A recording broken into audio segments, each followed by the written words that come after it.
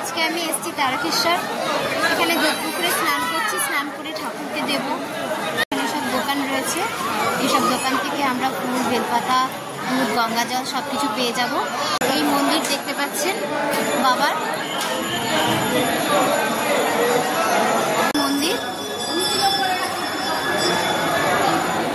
এখানে আজকে রবিবার, তো এখানে চোগা দিয়ে জল ঢালা হচ্ছে। বাবাকে স্মরণ করে এখানে ধূপ আর মোমবাতি জ্বালানো হচ্ছে। দেখো